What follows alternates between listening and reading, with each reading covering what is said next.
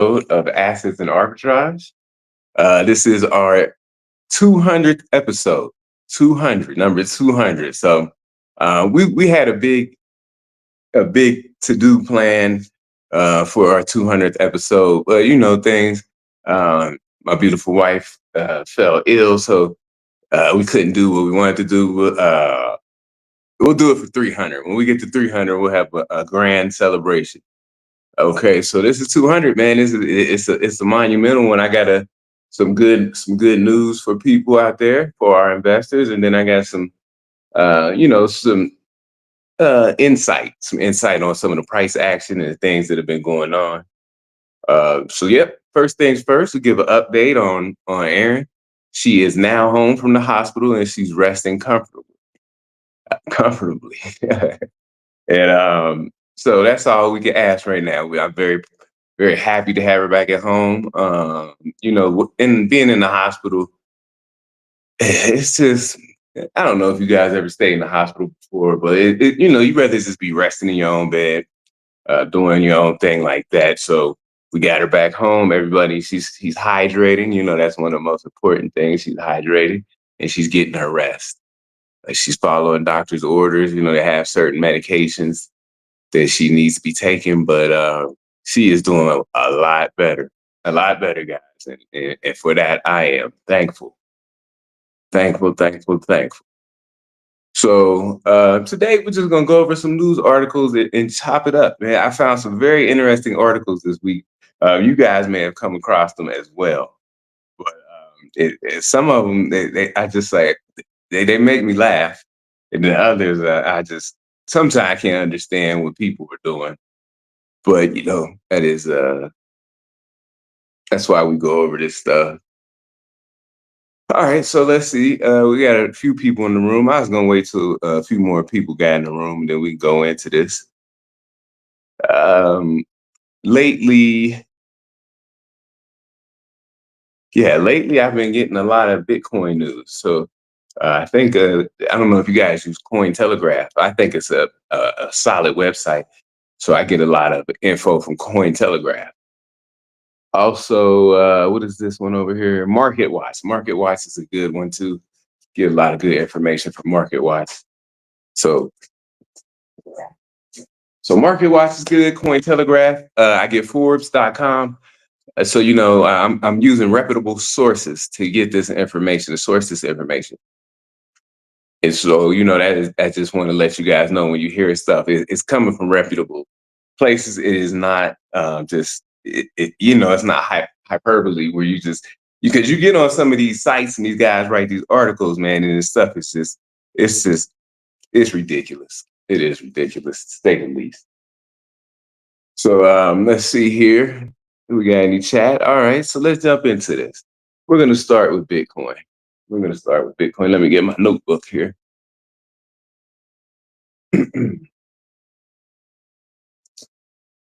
uh,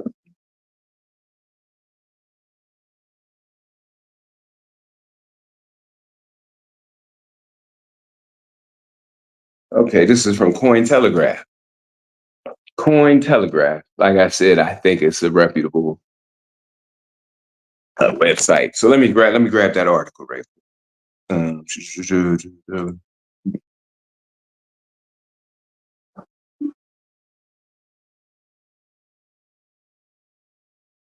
all right, so let's go into this. This was written on October 21st.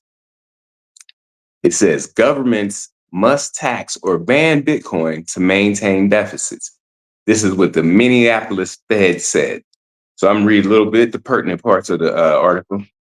The Federal Reserve Bank of Minneapolis suggests that a ban or a tax on Bitcoin could ensure its ability to run permanent budget deficits. So you see, just right there lets you know that they're not even trying to balance their budget. They want to run permanent budget deficits. Now, why would somebody want to run a permanent deficit? So we'll get into that. Now let's go down here. Okay, so they wrote a recent research paper by the Federal Reserve Bank of Minneapolis suggests that assets such as Bitcoin should be taxed or banned to help governments maintain deficits. In an economy where the government tries to maintain permanent deficit using nominal debt, the presence of Bitcoin creates problems for policy implementation. The Minneapolis Fed said in a working paper released October 17th. So they want to build their, what do you want to say? They want to build their economy out of debt. And Bitcoin is the exact opposite of that. So that now they want to either ban it or tax it. I, I don't get it. So the sippy cup. I don't get it, sippy cup. Yeah, I don't get it. At 23%, what does that mean? Bitcoin introduced a balanced budget trap, an alternative state where the government forced to balance its budget, the Fed wrote. So the Fed is writing in their own paper that they do not want to be forced to balance their budget. They just want to run continuous debt. All right. So these researchers use Bitcoin as an example of a fixed supply, private sector security without real resources claims. They concluded that it should be banned or taxed to solve the conundrum. All right, here's a quote. A legal prohibition against Bitcoin could restore unique implementation of permanent primary deficits, and so and what? And so can a tax on Bitcoin. All right, so they use a very interesting word right there, prohibition. So I bet everybody out here is familiar with prohibition back in the 20s, 30s, and that just turned into a disaster. And you see all these years later, alcohol is now legal, but they want Bitcoin banned so that they can run deficits. They don't have to be held accountable for the budgets that they run. They don't have to be accountable for going past the budget. They just put in a budget, and if it works, it works. If it doesn't, it doesn't. And only, and the people suffer, like you and I. Now, this is the Minneapolis Fed, so they're reworking this kind of through the state of Minnesota. So, I mean, to me, this is just ridiculous. It's ridiculous that this article even comes out. Now, they have a very technical formula here. I didn't bother to write it out because it's really technical as they try to explain to you um, the tax inflow and all kind of things like that. It's not really worth looking at because it's just a headache. So now let's go down here. A primary deficit occurs when government spends more than it collects in taxes and other revenue, excluding interest payments on its debt. The term permanent for the primary deficit is a key, as it means government plans to keep spending more than it collects indefinitely. So they want to spend more than they collect indefinitely. And like I said, it just hurts us down here at the bottom, trickle downs onto us. United States has amassed $35.7 trillion in total accumulated national debt. Still, the primary deficit, the annual gap between spending and tax revenue, is currently around 1.8 trillion. So these are huge numbers. Huge numbers, 35.7 trillion. So Reuters, which I think is also reputable, Reuters reported on October 19th that the biggest driver of the fiscal 2024 deficit, the largest outside of the COVID-19 era, was 29% increase to $1.13, 1.3 trillion interest costs for Treasury debt due to higher rates and more debt to finance. So, this is all a mess. They're trying to run debt indefinitely. It just, none of it makes sense. None of it makes sense. Head of digital asset research at Van Eck, Matthew Siegel, commented on the paper on October 21st, saying that the Minneapolis Fed had joined the European Central Bank in attacking on Bitcoin. Quote, fantasizes about legal prohibition and extra tax on Bitcoin ensure government debt remains only risk-free security. So risk-free security. So what is a risk-free security? It just means somewhere you can put your money and there is no risk. It's pretty simple. Now, meanwhile, Nassar, co-founder of Dan McCardle, dug up a 19% Minneapolis fake. Man, I can't read, y'all. Give me a second. I need my glasses. 1996 Minneapolis Fed paper called Money is Memory, which is an interesting twist, argued the case for Bitcoin 12 years before the Genesis block. The paper defines money as an object that does not enter production, is available in fixed supply, and is equivalent to a primitive form of memory.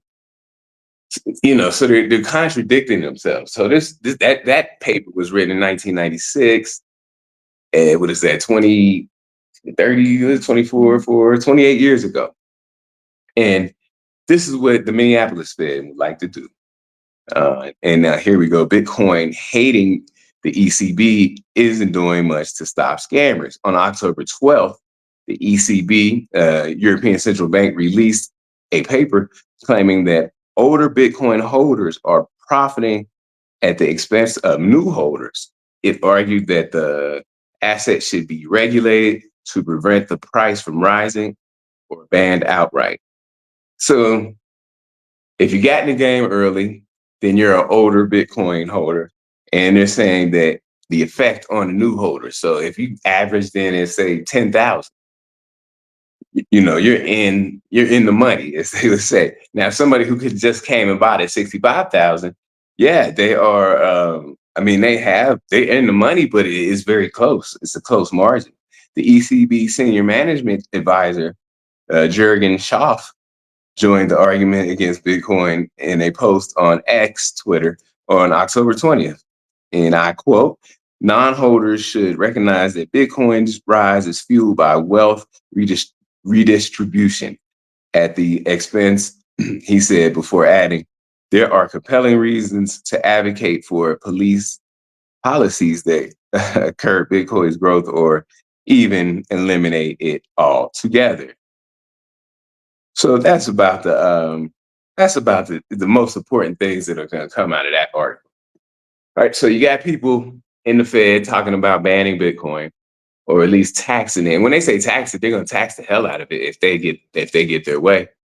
So you got to be keep an eye out on that. Just keep an eye out on what the Fed is doing, because for people who don't know, you have the Federal Reserve Bank, but then you have different smaller Federal Reserves around the country. Like Minneapolis for sure. You got one in St. Louis. There's Fed banks all around the country. So you see, they may come together. That's why you have that Federal Reserve meeting where all the Fed banks can come to one place, usually in Jackson Hole, Wyoming, and they'll have a Fed meeting. So yeah, that article to me, I found ridiculous that they actually want to run deficit the whole time. They don't want to even try to balance their books. And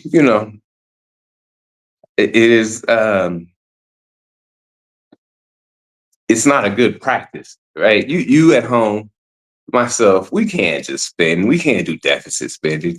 We can't just spend more than we have indefinitely into perpetuity. If we don't have enough money, we can't overspend. You just really can't. And your lights will get cut off. All this other stuff will happen if you don't pay your bills on time. But the Fed, who's supposed to be experts at this, get to do things like that, run a deficit to balance their budget. They're not balancing your budget if you're running a deficit. So that's that, man. It's just stuff that I come across. I don't know how interesting that is, but I got another one here, which is this one's funny too. This is from Forbes.com. So I find this one interesting. The ECB, so the European Central Bank, Bitcoin appreciation could be fueling the division of society. Wow. Well, let's read on. Experts from the European Central Bank analyzed the positive appreciation scenario of Bitcoin. But for them, this phenomenon is a possible catalyst for further division and segregation in society worldwide.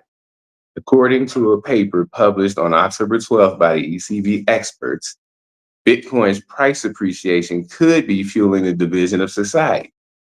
Non-holders and latecomers must understand that they have compelling reasons to oppose Bitcoin and advocate for legislation against it. Okay. So they're saying Bitcoin now is becoming divisive. People who are Bitcoiners, we are now separating ourselves from non-coiners. That's what they're saying. Well, maybe so.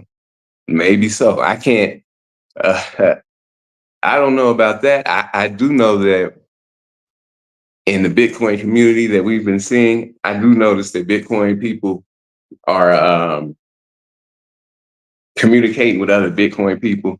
And like you said, the non-coiners, they're kind of out the loop. And I think one of the big things about the non-coiners being out the loop is that they don't understand Bitcoin. And the talking points are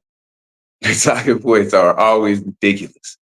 You know, this is not real money. It's just on the computer. It's fake money and all this stuff. And so they have a problem with it, the non-coiners. But the non-coiners, if they had a real pushback, then maybe somebody, excuse me, hiccups, maybe somebody would sit down and listen to them. But they have no real argument.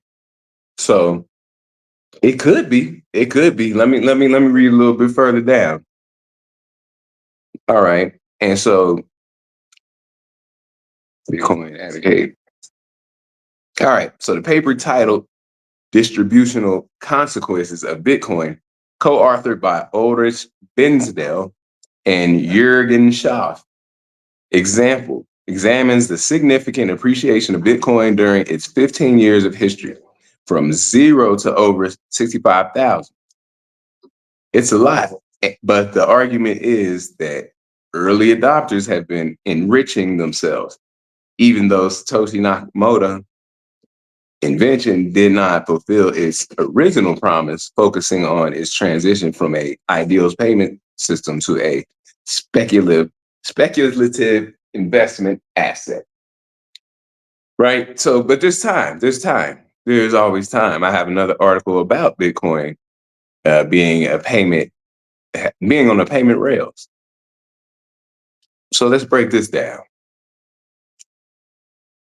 Now, so what this person is saying is early adopters have been enriching themselves, lining their pockets. I've heard that before.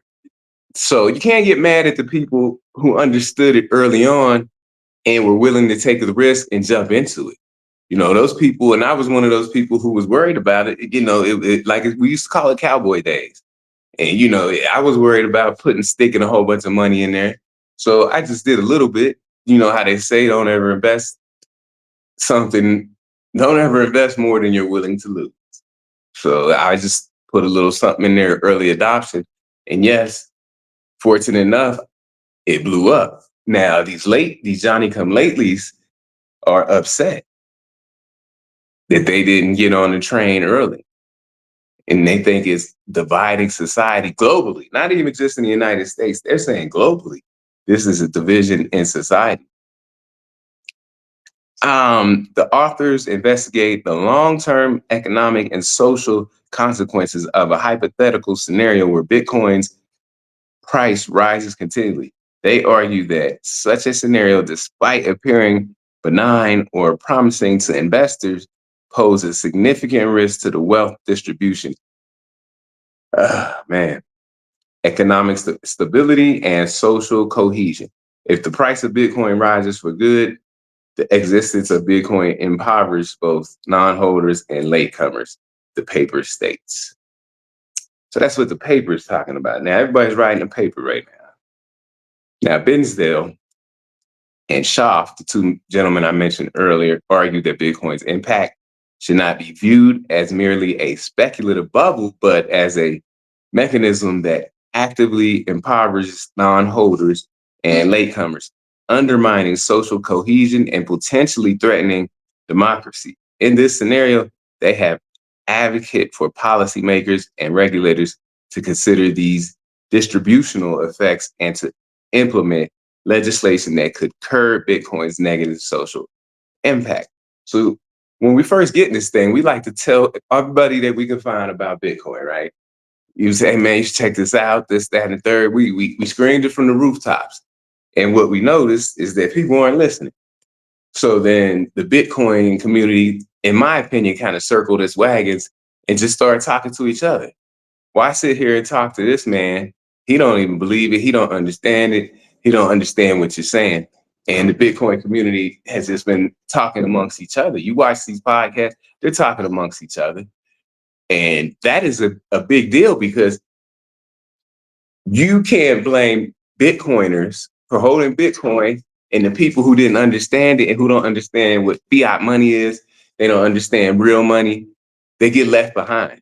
And this isn't just Bitcoin. This happens in different type of things. I always look at Bitcoin kind of like as I looked at the internet back in 95. Businesses had to incorporate the internet. And you know, some of the older mom and pop joints and other places did not want to add the internet to their business.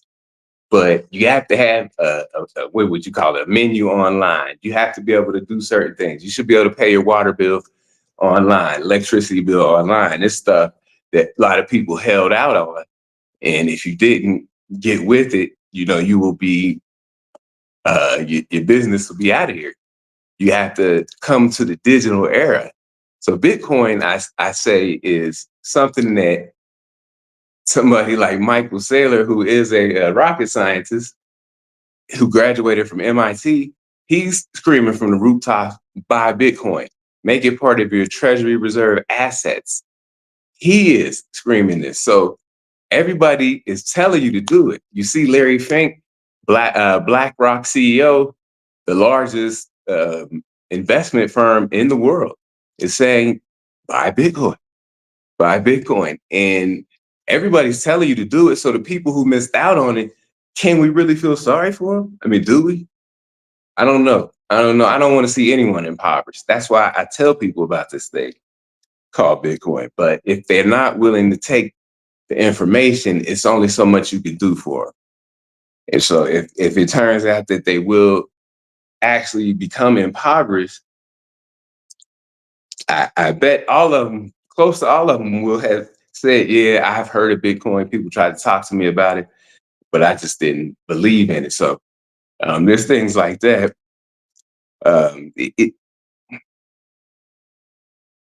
So the Bitcoin promise, a global payment system versus an investment vehicle. That's what it was started out to be, is a global payment system. Now it's an investment vehicle. So you guys let me know in the comments or on the feed what you think about it. I'm gonna go ahead and read this last last paragraph, okay? So, however, let's go to the top of the paragraph. Should I contacted Mr. Schaff to understand the article better, explicitly questioning the promise that the paper paints as undelivered. So when he says the paper paints, the paper they just wrote that the promise is undelivered. Was it something in the white paper? A comment in Bitcoin Talk by Nakamoto.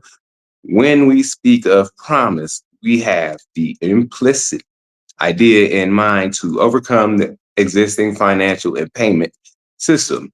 Not that anybody made this promise explicitly, he explained to me through Twitter or X direct messages.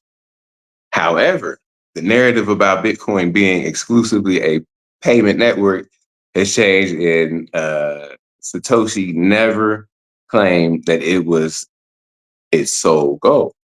Nowadays, Bitcoin is still seen as a viable payment network thanks to second layer solutions like the Lightning Network.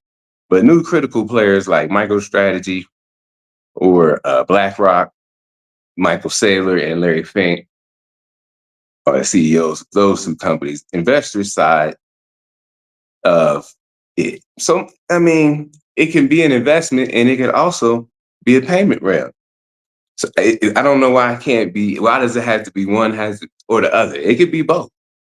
It can be both. And people see it like that. Just like when you see people fighting over gold or Bitcoin, you can have both. You know what I mean? It's not like if you got Bitcoin, don't have gold, or if you got gold, don't have Bitcoin. You can do both. And that's what I like to tell people. You can do both. So let's go into it.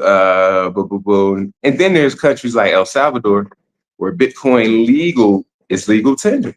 And it's cities like Lugano, Switzerland, where it's de facto currency. Bitcoin is technology that allows global value exchange without third parties as payment or investments. It's a network, a currency, and an investment vehicle. It's what its holders decide it is. And I'll add on to that. It is also property in cyberspace. You could own Bitcoin and you could treat it as property. It is taxed as property. Now, if you go in the IRS, remember, if you sell some Bitcoin, it's a taxable event, right? Yes. Right. Hi, guys. I'm not on camera. I'm supposed to be resting, but this is turning out to be such a good show. I want to put my little penny in there. Yeah, she's resting here. I'm doing the show. I think I might have woke her up with that bass in my voice. No. Y'all don't listen to him. But I love him so much. But I just wanted to. I sent him those articles, by the way, y'all. I'm working on the show behind the scenes. She did. But I'm on hardcore medication, so I'm awake. I'll be mid talking to Simon and then be right to sleep. So that's part of the reason why I wasn't doing. I was asleep at the beginning of the show, but I started like tuning in, and it's a really good show. I just want to say two things. One, and this is what I've been saying to you, I think, Simon. Can they hear me? I believe so, yeah. I don't want to be on camera because I look like crap, but I've been wanting to say the reason why the masses don't appreciate Bitcoin is because they don't understand their monetary policy.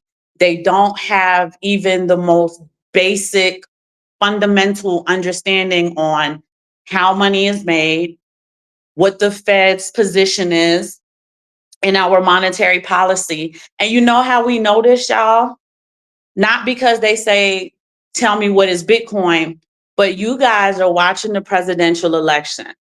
I'm watching both nominees. I don't have a dog in either fight other than, like I said, I think 45 is good for the economy, right? And that's that.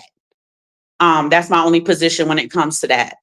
But I haven't heard anybody press either candidate on what their plan is to get the financial house in order. We talk about the United States being a corporation. Cool.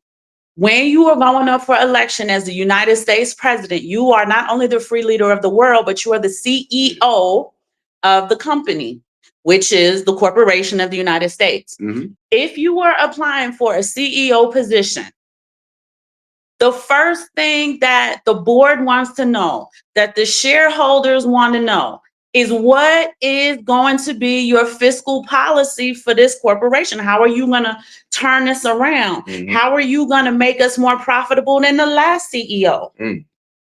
And I don't hear anybody ask. That is a key question. I don't know how many of you guys have jobs, like 9-to-5 jobs, like W-2 employment. But when you're going to the interview, mugs want to know, if we're putting you in this position, what do you bring to the table? Mm. Y'all are doing that in relationships. Right. My husband and I never did that, but this is a new era, it's a new day. The first thing people want to know when they're going into some type of partnership, business, relationship, whatever, is what do you bring to the table? How are you going to turn this around? I don't hear anybody pressing them on that. No. What did you say? $1 trillion a quarter?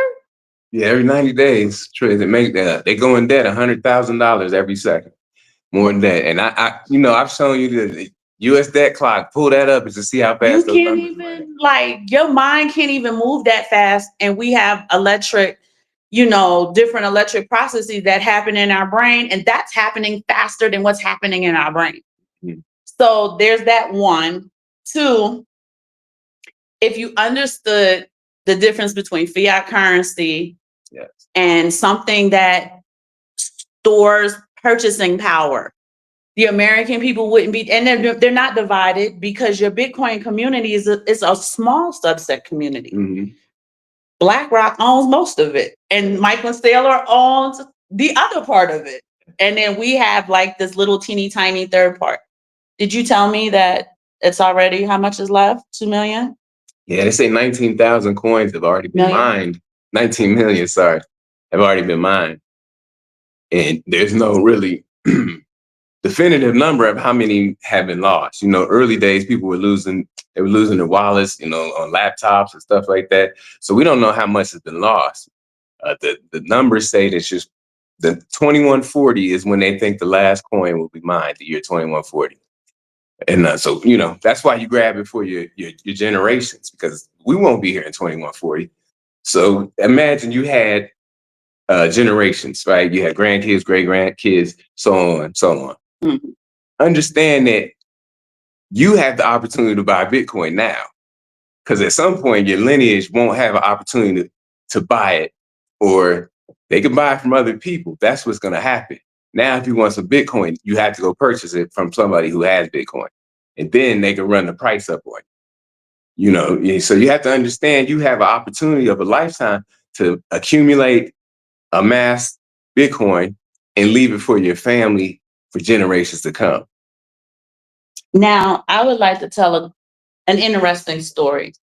I've often told you guys that my family comes from Guyana in South America. Mm-hmm. It's sandwiched between Venezuela and Suriname, which is Dutch Guyana. Mm-hmm. Because we have 3 Guyanas in South America. My grandmother's father, so my great grandfather, Mm-hmm. they used to call him JK. His name was John Kirkpatrick Walker. He used to work, that was back when Venezuela had hella resources. He used to work in Venezuela. And where they lived in Guyana, it wasn't far, right, to cross the border and come back. Mm-hmm. So he would be gone for a week and he would come back. And at the time, telling y'all all my family business, my great grandfather was separated from my great grandmother, but he still used to take care of her and the kids. Yeah. My grandmother was older, so she didn't need to be taken care of. She was already married and out the house, but she had younger siblings. He used to pay my great grandmother in gold. Mm. He used to have my grandmother called it a satchel. I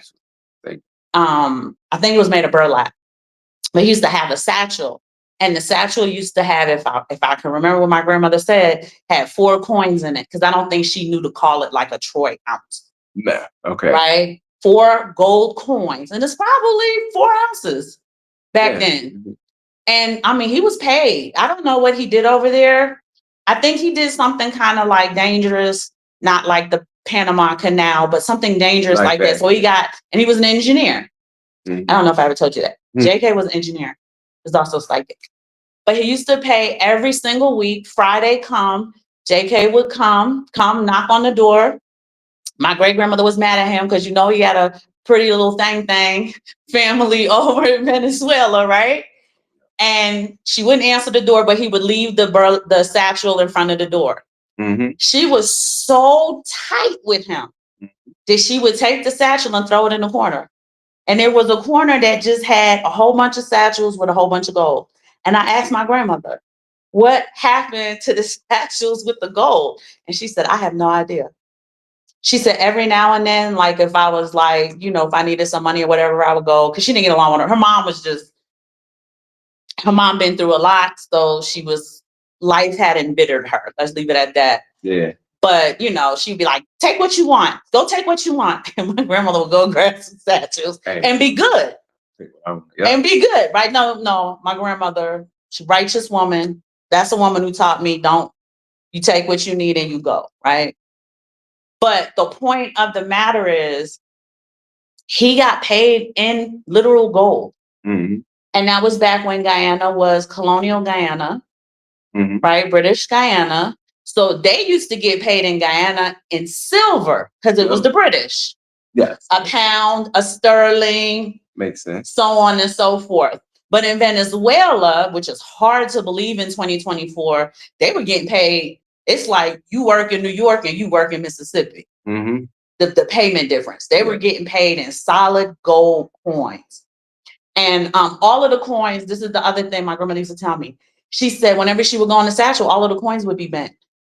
They would be bent. Yeah, because I think JK would make sure that it's real gold. Yeah, she said all of the coins would be kind of bent. And she couldn't figure out why. And I didn't know why as a little kid. But then when you had gotten the precious metals, I said, oh, he was biting the coins to see that they were real before he. Yeah, gold is really soft metal. Yeah. Yeah. It's really soft, delicate metal. But imagine if my grandmother said, you know what? You're squandering these coins. I'm going to take these coins and I'm going to keep them for my grandchildren. Yeah. Can you imagine if I came into our marriage with hella gold coins, like our children get to go into their marriages with gold and silver? Yeah, they do. This is the same premise of Bitcoin, right? I'm not saying that it's not easy to get your hands on precious metals, but it's not easy to really get your hands on precious metals. No, not really. Not really. Yes, at max is a 2-day shipment away, but the average person is, like we talked about, they have systematically, methodically, psychologically separated the children from the silver and the gold. So that's why many of you guys, even watching this, don't have an appreciation for silver or gold. Yes. Meanwhile, China, India, Russia, who else? They're buying this shit in the megatons. Yeah, they are. Even the EU, the European Union buys it as well. Not at the rate that China and Russia the European Central Bank, they try to accumulate it. JP Morgan Chase, they're manipulating it with their own coffers of silver. And, that's just, that's why you got to stand strong with this stuff. But it's been really good. This year is outperformed the S&P 500. So, that's always good. So now I got another story. Like I said, we always got to be stacking Satoshis and stacking your ounces. Well, shout out to Bam. What's up, Bam? Bam is in the room. The homie. I said hello. Are y'all still in Africa? Ask them if they still in Nairobi. Are y'all still in Nairobi? Hope we got some good footage and stuff. We love to see on top of it. That's my girl. So now we just talked about Russia ramping up their accumulation of gold. Now, Russia's central bank to acquire silver reserves. That's interesting. Russia's draft federal budget for coming year includes plans for the nation's central bank to continue adding gold, platinum, palladium reserves and acquire silver reserves for the first time. Interesting, right? Russia's central bank announced that its plans to purchase silver as a part of its reserve, a move that could significantly raise the price of silver in the coming months. That's good for our silver holders, right? That's why I say, it's best if you could read the writing on the wall to position yourself, right? So you're not chasing. If you see something, start running and you start chasing. A lot of people start chasing and then you get a pullback and then the people get upset that they may have lost some money.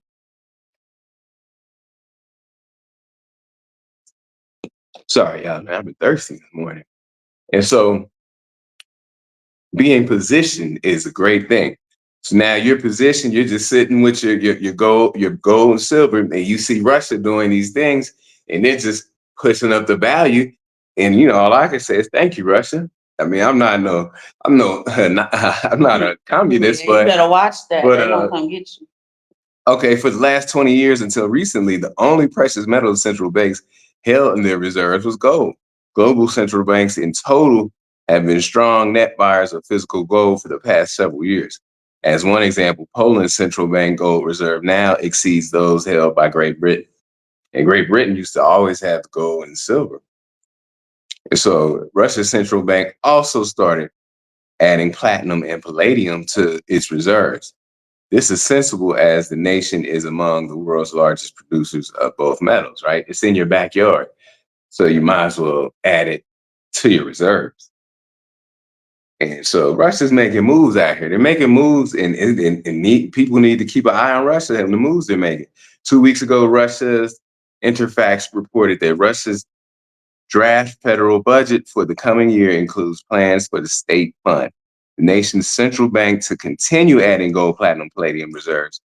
So, and then now, Russia was the world's eighth largest silver producer at 38.5 million ounces. So they have a lot of silver reserves. Like I said, it's in your backyard. Might as well go get it. So, however, this could be a shrewd move because on April 29th, 2011, the COMEX closing price for gold, silver, platinum, palladium were, so gold's closing price was $15.56. Silver's closing price was $48.59, and platinum and palladium both closed under $800. Now you see how much gold's almost doubled right now. It's up there. It's hitting all-time highs almost day after day after day. I read here earlier, gold has hit an all-time high 30 times this year. So that's what gold's not playing. All right. And silver has also seen a dramatic increase in demand in recent years for industrial applications such as photovoltaics and antibacterial electrical conductivity. As a result, new and recycled silver supplies have fallen far short of meeting physical demand. Now we're going to talk about that. We're going to talk about that. Let's talk about it right now. So he's talking about industrial, but there's also silver is also a precious metal. So it is people wear it as jewelry. It is an investment vehicle. And that, I think, makes silver so durable. Not durable. It makes it, what's the word I'm thinking of? Versatile. Like, yeah, come on. Dynamic, and that's the beautiful thing about it. That is the beauty of it. So let me pull up this other article so that we could get a good feeling on what's going on.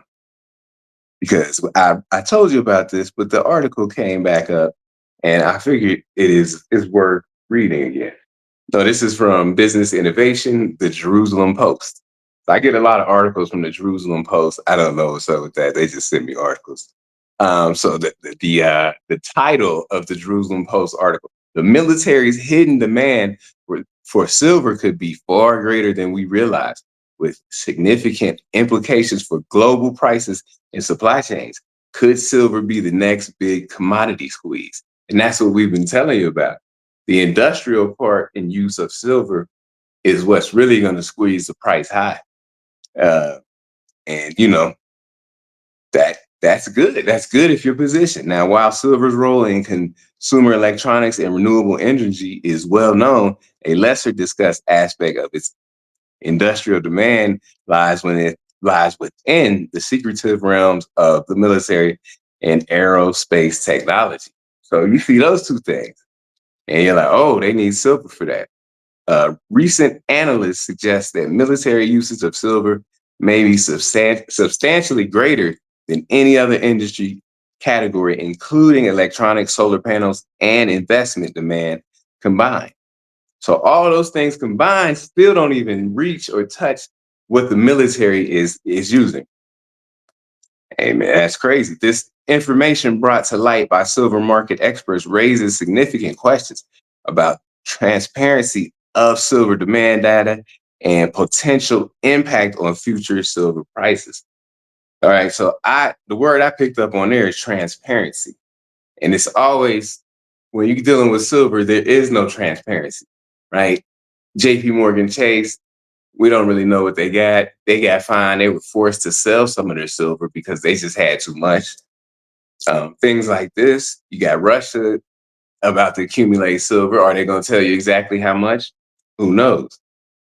For years, the silver market has focused on industrial applications, right? But however, 5 U.S. government agencies, including the Department of Defense, Department of Energy, Department of Interior, and U.S. Geological Survey, have collectively stopped reporting on silver's inventory since 1995-96. So they just gave up on telling us how much silver there is. Military's appetite for silver is well documented and was notable during the Manhattan Project, America's successful attempt at building the first operational nuclear weapon. In complete secrecy, the United States removed 430 million ounces of silver from the West Point Bullion Depository to turn 1,000-ounce silver bars into cylindrical billets and wound them onto magnetic coils. All right. I don't know if you guys remember the Manhattan Project, but yeah, so they snuck out that amount of silver, and they need 1,000 ounces, right? Just to do one magnetic coil. Actions like these, which have come to light in recent years, have led many silver investors to be wary of government released information on its uses of the white metal. And you should be worried about almost anything the government is giving you. You know, we sit up here, we watch, they give job reports and new farm reports. And how can we know that these numbers are right? The numbers pushing around the stock market, they push around some of your investments. Do we know they're right? No. And a lot of the data we see that, and this is the thing when they say that men lie, women lie, numbers don't lie, but numbers can be manipulated. Mhm. And you'll notice, like with the jobs report, there's a lot of data where the information is correct, Yeah. but they manipulated it in a way to psychologically get people to agree to this or to perceive it as that. So you do have to be very careful. One, in 2024, very few markets, and when I talk about markets, I'm talking about your media markets, are investigative journalists who want the truth to be told to the people. Yes. When you start digging around, a lot of the media platforms belong to Vanguard, belong to BlackRock. There's some type of shell zombie company somewhere at the bottom.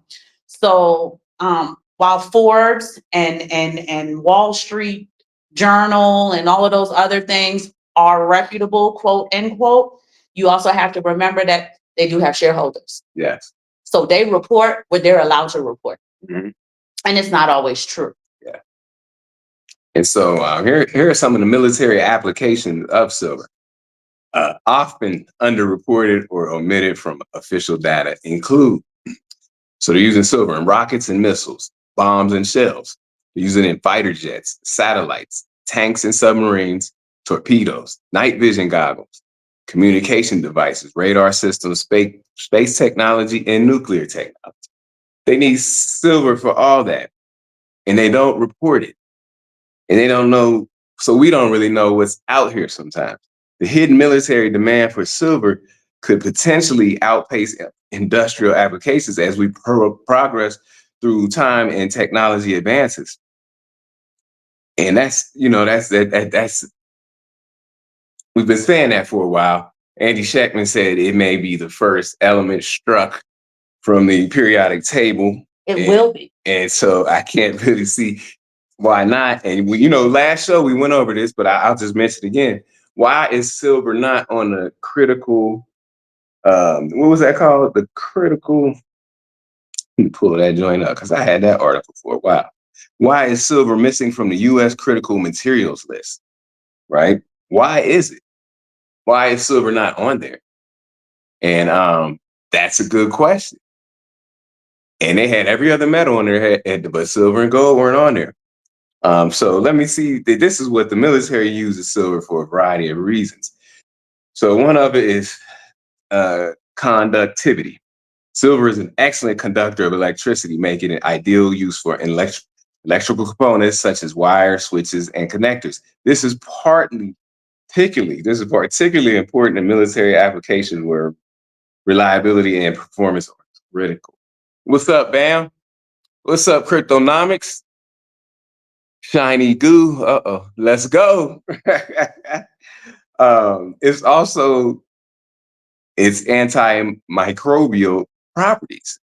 Silver has natural antimicrobial properties that can help to prevent the growth of bacteria and fungi. This makes it ideal for use in medical equipment such as catheters and wood and dressings, as well as military applications where hygiene is important. Silver, I do notice silver is corrosion resistant. It doesn't corrode very easily. Silver is highly resistant to corrosion, making it durable and long lasting material for use in a harsh environment. This is particularly important in military applications where equipment may be exposed to extreme weather conditions, salt water, or other corrosive substances. So, reflectivity. Silver is highly reflective metal, making it ideal for use in mirrors, optics, and other applications where light reflection is important. This is particularly important in military applications such as night vision equipment and laser systems. And heat conductivity. Silver is a good conductor of heat, making it ideal for the use in heat sinks and other applications where heat dissipation is important. This is particularly important in military applications such as electronic equipment and weapon systems. So that's what makes it so valuable to the military. Also, other stuff, solar energy, medical applications. So, there's a lot of silver in the tools they use for operating and photography. And so, it's LED chips, RFID chips, batteries, EV batteries. So silver has all these applications that the military needs. So we got to keep an eye on that. You'll see an increased demand for silver. And so that's why we have to be positioned. We can get our silver as well. And be ready. Be ready for whatever's coming. We'll be ready for it. So what else? Gold price hits fresh record. Silver is at a 12-year high. We talked about this on Friday that we should celebrate, seeing those prices, seeing gold reaching another high. It's like gold, I read, reached 30 highs this year. 30 times it's reached all-time high. And silver is at a 12-year high. And that's great. That's great for our investors. So been told people to stack that silver. Yeah, man, they got to. They got to stack that silver. And, it's not like it has its utility, as my wife would say, everything has a utility. And, silver has a utility. And I don't know what else to say about that. I think if anybody gets silver, man, something about it. When you hold it in your hands and you hear that clink, clink, right? Mhm. And it's different than the change in your pocket. You're like, nah, this is how money should sound. So then once you start buying silver, it almost becomes like a hobby. Like you take enjoyment in it. Like, oh, I'm gonna get this coin, this coin. I always recommend stack your ounces first, right? Because you'll have a lower, um, the premium is lower on. Like if you bought a 10-ounce bar, the premium is gonna be lower on a 10-ounce bar than it is on a American Silver Eagle. So, stack your ounces first, and then you can start being, getting nice with it, getting different types of coins or low mintage coins, things like that. I like numismatic coins personally. I'm up 15K already, laugh out loud, but I've been buying since it was 18. Yeah, yes, indeed. That was a great time to buy 18. I was telling people then, and they're just like, man, you out of your mind buying. So I said, but why? But why? I mean, yeah, the price went down, but it's coming back. Don't even worry. And so, yeah, yeah, you are positioning correctly, sir. And for that, I applaud you. I really do. And over here, it's just about talking about gold hitting all-time highs. And that's something, people, if your position is gold, well, I know it's harder to buy because of the expense of it, but even if you just got a little bit of gold, man, you'll be positioned, man. And I really like to see people doing that. Gold, Bitcoin. You see the writing on the wall. I mean, people are going in hard on Bitcoin. You see people going in hard on precious metals, then man, I just following the money. And I believe if we just stay on this path, man, we could all win. We could all be loved.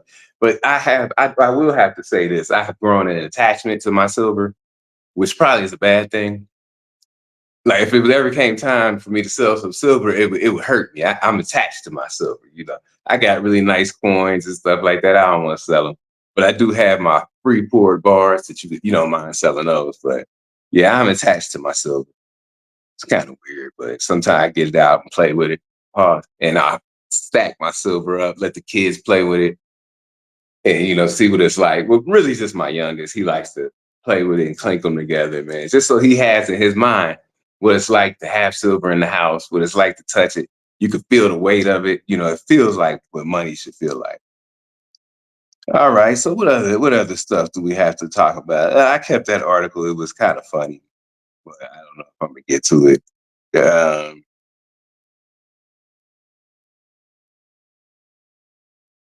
what is this? Yeah. So man, these other articles, man, they kind of boring.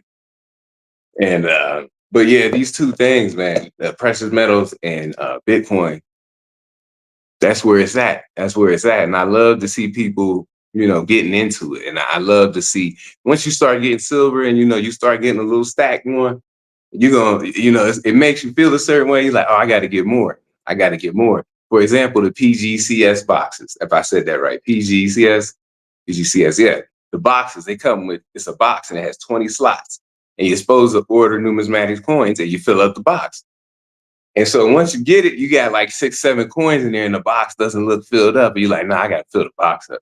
So you go order some more numismatics, right, Aaron? Mm-hmm. And then you fill it up. And you're not even satisfied till you fill the whole box up.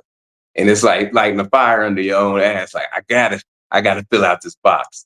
So that's a good way, it motivates you. You don't want to see your box empty. And so, we fill out those boxes and it's fun, it's fun.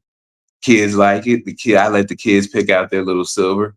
It's a great family thing. They pick out Marvel stuff, Captain America, whatever, Star Wars stuff. They pick out the stuff that they like. And I don't mind. I don't mind. I say make it enjoyable for yourself. I'm up. Yeah, I got mad 10, 20 ounces.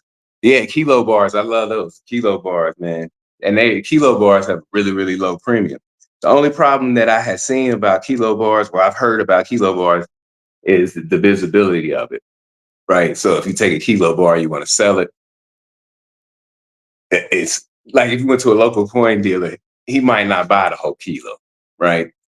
So that makes it hard to sell sometimes. But if you go to like a major dealer like AtMex, where you can just sell it right back, yeah, they'll cash you out. There's just the premium's low. You won't get a high premium on it. But I love the kilo bars.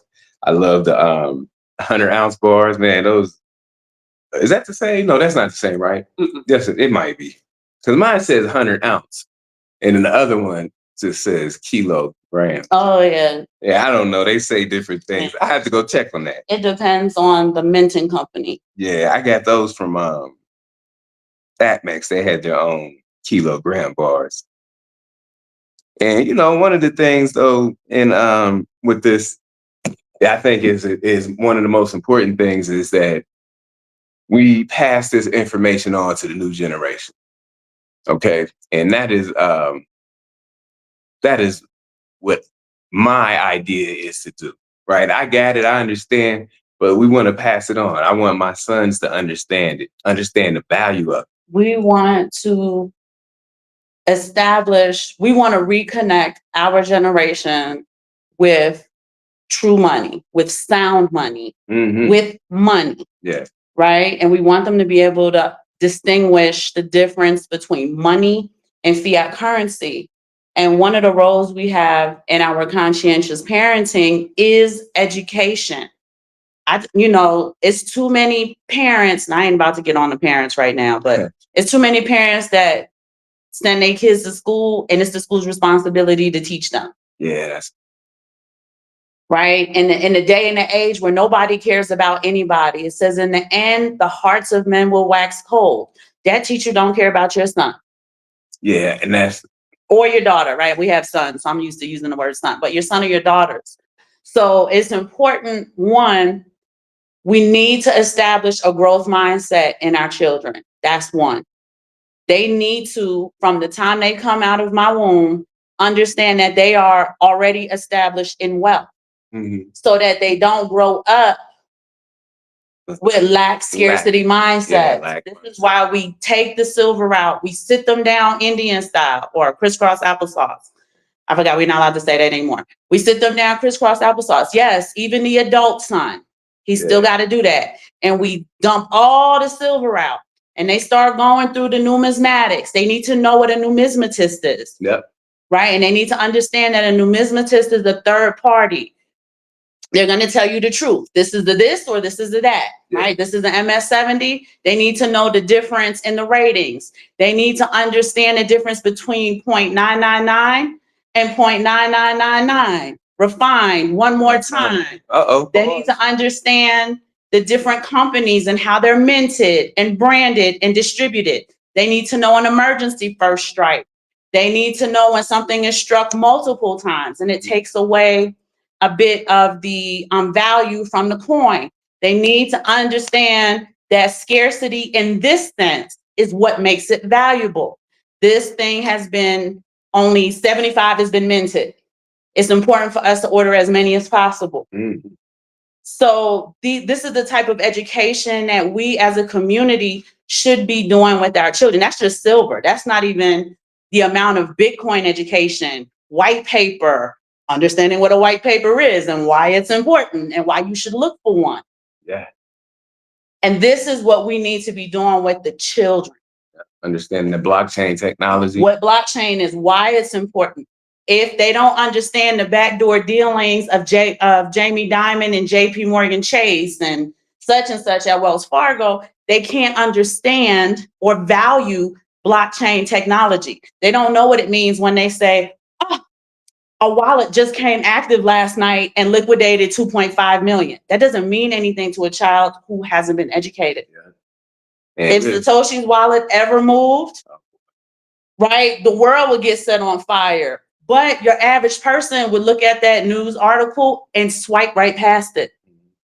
And you know that really this stuff that we're talking about, especially Bitcoin blockchain, this should be taught in schools. It's not going to be. I don't know if it's taught at universities, maybe, but you would have to opt for that course. Yeah. And that's the problem, is that those in the know are, you know what? I don't know if they follow Robert Kiyosaki. Yeah. But Robert Kiyosaki, for those of y'all who may not know him, is the author of Rich Dad, Poor Dad. And if you ever get a chance to watch that interview, it's a really good interview and it's been resurfacing lately on how Poor Dad set a mindset and Rich Dad fixed that mindset. But Rich Dad was the one who talked to him about income producing assets. Okay. Poor Dad taught him make enough money to pay your bills on time. Right? And this is what we mean when we talk about educating our children. Yes, you can do blockchain. You don't even need to go to school. You took that course with Gary Gensler 2-3 years ago. Yeah, I took a course. It's still on YouTube. 2018. It's long and dry and boring. Yeah, it's from MIT. It's blockchain technology, and Gary Gensler taught it. And it was a good course. Like, despite what he is now, he knows his stuff. But the problem is the mom, the mother. I be getting on y'all moms, right? Y'all popping these kids out. You got to take your role seriously. Right? We are the nation builders. We are the first educators of those children. I am more concerned that my children understand monetary policy than I am of them learning Baroquean art. Trigonometry, have fun with that. I tried it. Well, unless you want to be an engineer. Trinity does have spiritual principles as far as the mystery schools go, so I don't mind that. Because we can give them that's the thing, is that they're missing the mystery schools part. They're giving you the trig and all, but you got to know when Pythagoras was establishing trigonometry, he already went to the mystery school to get the other half of it that he kept back from the masses. So it seems irrelevant. But like the history of Baroquean art, I don't care about that, right? Which is just religious art for those of y'all who don't know what it is. But they teach them all of the stuff they don't need as a filler to make it seem like they're getting comprehensive education and you're really just busy all day doing nothing. yeah, and get to it. And I homeschool the kids, so I know I get right to it, man. Some of the stuff is a waste, but we get right to it in that regard. Cryptonomics had a good point. When you buy those bars, make sure there are serial numbers on them. That is true because you know what I'm saying. You got to it verifies. It's like it's a verification when you go to sell it. It helps you because people want to know certain things. Is it stolen? And so yeah, get the one with the serial numbers, and you usually will get a certificate with it, a small certificate. That's what I get, these small certificates with the ones that have serial numbers. And my AppMax bar had the serial number stamp right on it. So yes, learning, getting it to the next generation. So you want to get it to your children, and then you spread out. Maybe you get it to your nieces and nephews, right? Maybe you get it to the community. It's I talked to some basketball players that play on the team with my son, and yeah, I started out and asked them like, "Do you know anything about Bitcoin?" And most people say no. And these kids are like, anywhere 15 to 18. But you want to get it to them, very young and spread the word. And a lot of people don't want to hear it, but you'll be left behind. You'll be left behind if you don't have some.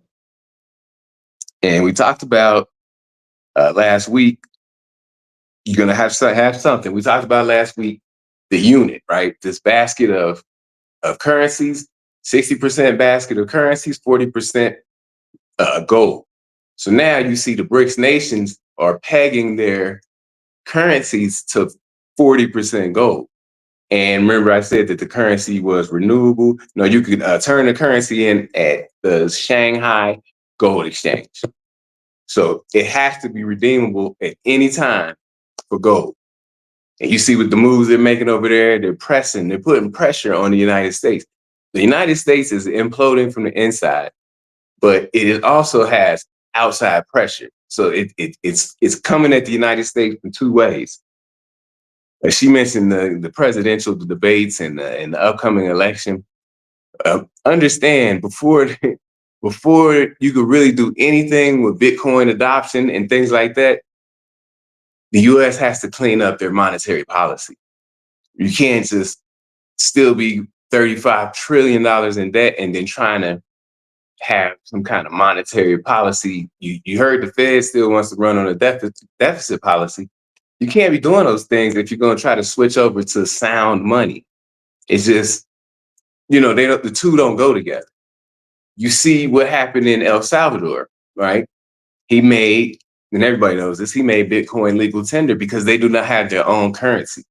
Their currency is the US dollar because in 1997, there was the government was overthrown and they didn't get a new currency. So he made Bitcoin legal tender. And you see all the things that they're doing, the initiatives that they're doing in El Salvador to get Bitcoiners and investors to come over and check it out, but actually move there, take a second home there, anything like that. And, like she said, you got to get this education out here. Really talking to older people about Bitcoin. I don't want to say it's a waste of time, but, it could very well could be. But get these young cats, man. Get these young cats out here, especially if you run up on somebody who make decent amount of money. I never pocket watch it, but take some of that excess money and put it away. Put it away. Because when young guys get a good job and stuff, you know what it is. You gotta be a little flexing. We gotta flex first and spend money on this and that. But make sure that once you gotta get to your investments. Got to. Now remember, Bitcoin, I always say this, it has no counterparty risk. So that is good. There's no CEO of Bitcoin pushing around a price and all that stuff. Silver is not supposed to have a counterparty risk in gold, but people manipulate the market, right? They got a lot of spoofing going on. JP Morgan Chase was fined heavily for spoofing and almost $1 trillion, right? No, almost $1 billion. So they're the counterparty risk, is the fact that they can move the price, put all these orders out there, and then snatch them back at the last minute, where it makes it look like it has more demand than there actually is. So with more demand, with fake demand, the price goes up. and then you just pull all these orders, and then the price just slams down. That's spoofing in a nutshell. And they doing that at a high clip, though. I'm talking about, 5,100 ounce bars. And they're putting in order after order after order after order. That shows high demand, and then they snatch it, and then low demand instantly. And everybody knows what's happening. You see it, but as you watch it, it always just bounces back up to higher highs. So what you see is just one of the things you like to see when looking at a chart. You like to see higher lows and higher highs. So silver, man, it's out there, man. The utility of it, I can't even begin to marvel at the utility of silver. And that is one thing that we should be getting right now. Also, I like to talk to people about the silver to gold ratio. Last I checked, it's 80-1. It means 80 ounces. You have to have 80 ounces of silver to buy 1 ounce of gold. So when that scenario is there, you want to always buy silver until the ratio gets 40-1. Once it gets to be about 40-1, then you can start easing back in and buying gold, right? Because if some people buy gold with silver, that's their investment strategy. So for example, I have 80 ounces of silver. Say I got 80 ounces of silver. I want to buy an ounce of gold. Well, I don't buy it right now. I wait till the ratio comes 40-1. And now with my 80 ounces of silver, I can buy 2 ounces of gold instead of 1 ounce. So people will trade their silver in for gold, and then vice versa, as the silver to gold ratio starting to widen again, then you sell your gold for silver. That's people who are buying their precious metals with other precious metals. Now, if you're just outright buying with your own money, then still buy silver until it gets about 40-1. Ideally, the ideal ratio is 15-1. That's tough, though. That's going to be tough. If silver gets back to 15-1, oh man, it's looking good out here in the streets for us. Also, I believe 7-1 is the ratio of it coming out of the ground. So you're getting a 7-1 ratio. So you're getting 7 times more silver coming out the ground than gold. So that's why gold is seen as more scarce. But 7-1 is great. 7-1 is great, and that's how people think silver should actually be priced. It should be actually priced at what's coming out of the ground. And so we just keep on buying, man. I love it. I keep on buying, and like he said, he's up 15 racks. I didn't even see how much we were up, but we was up good, and I'm happy. I told you, if you seen the show Friday, we was happy. Everybody was happy and celebrating, and it was just it was a good Friday. It was a good Friday. And let me see one more story here that I forgot to do. I told you I don't keep many stocks, but I still keep silver mining stocks. Now, this is by kitconews.com. Kitco, a very reputable news source. Silver miners, so these are silver mining stocks, are up by double digits, and lithium gets a lift from a big financial deal. Okay, so let's go into it.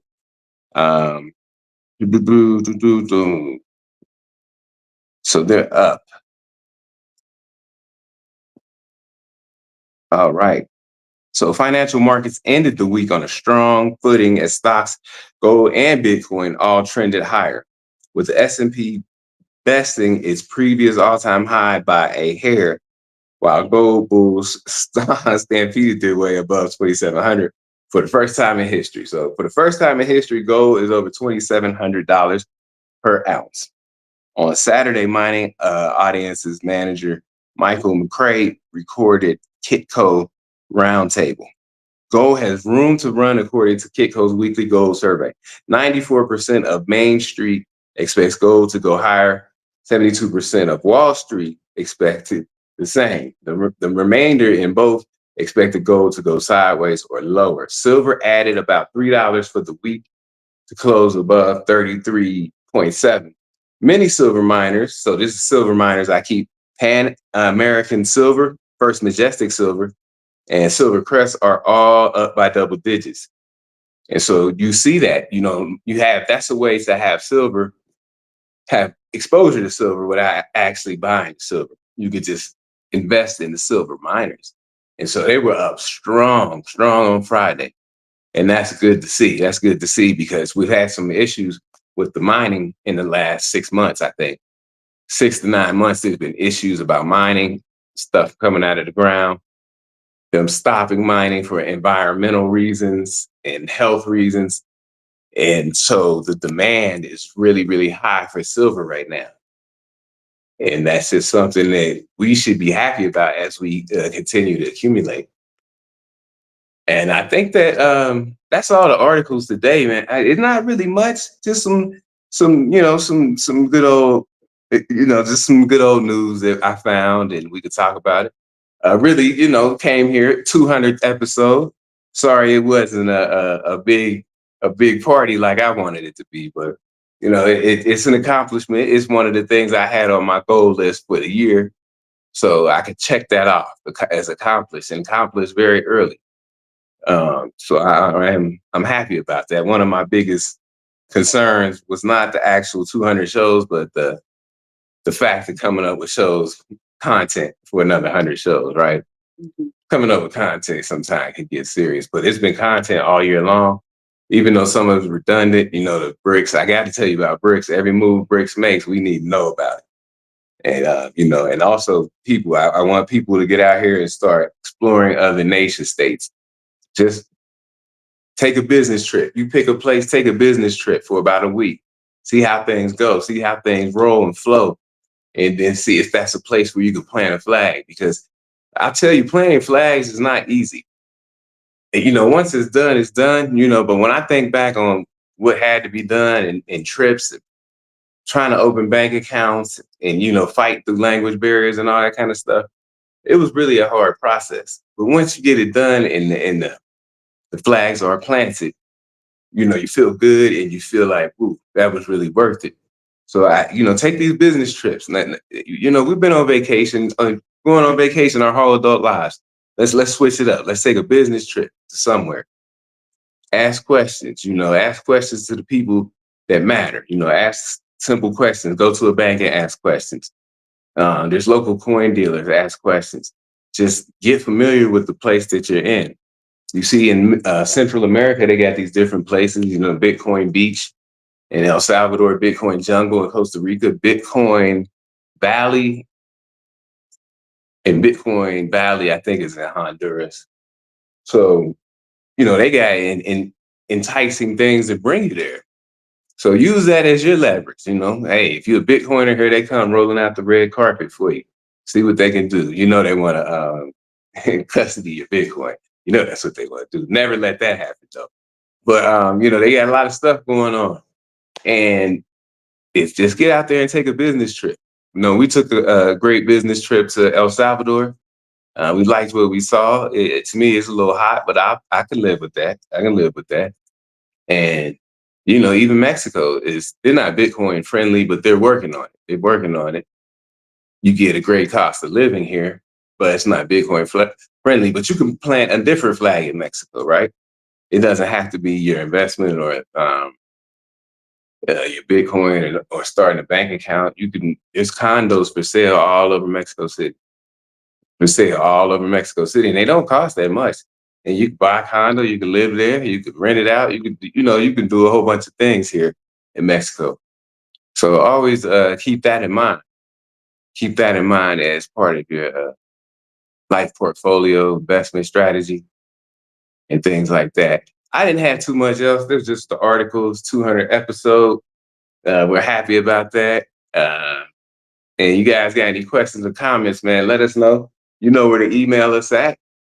And I guess that's it. I'll see you guys probably. Let me see if I can pop in on uh, Friday or Saturday. I might just do a Saturday because it gives me a minute. It gives me a little extra time to find articles from Friday. Certain things might happen on a Friday, and I can catch that article Friday night, and I use it on Saturday. And so check for me on Saturday. Check for me on Saturday. I'll see if I can get my beautiful wife. Maybe she wants to be out the picture. She's, that's cool, but she got her insight. And that's what I really love is her insight. Did you have anything left to give No. the people? Mm-mm. Okay. I'm sorry, I'm not as She's not feeling great, but she's interactive as I used to be. yeah, she's not feeling great. Medicine kind of makes you groggy and stuff like that. But she did. Yes, peace, Cryptonomics. Thanks for joining us, man. So Saturday.